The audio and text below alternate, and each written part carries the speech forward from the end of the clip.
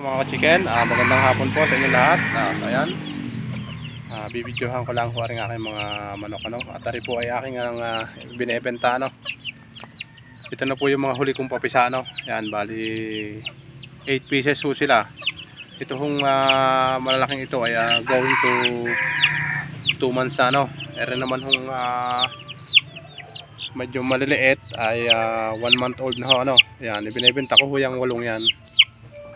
Bali din sa mga going to 2 months, 3 inahin, 1 tandang Ayan, ang presyo ko din ay 150 ang isa Ayan. Masisigla naman sila magandang kondisyon ng katawan. Then ari naman ay 120 ang isa Aring maliit na rin 1 month old na sila. Ayan. Baka may gustong bumili, PM nyo lang ako at saka aray pick up laan din sa amin sa Santo Angel pagka may kursunadang bumili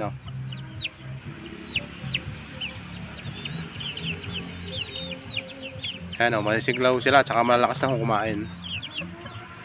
Ayan, ay ako lang kasi kaya rin binebenta magpo-focus ako sa malalaki and then by January magpapapisa na huli ako ay may iwan sila kasi sa laki gusto ko kasi ay yung sabay-sabay ng laki Ayan, kaya wari ay binebenta ko na. Yan, sa may mga gusto kong bumili ari po kay pure na Rhode Island Rhode Island Red. Ayan, ayun yung sa huyo, yun. Ayan, yung nasa dulo kong yun, yung medyo dark ang kulay. Ayan, tandang huyan, saka 3 inahin. Ayan. Kaya PM lang kayo sa may gusto kong bumili. Salamat po.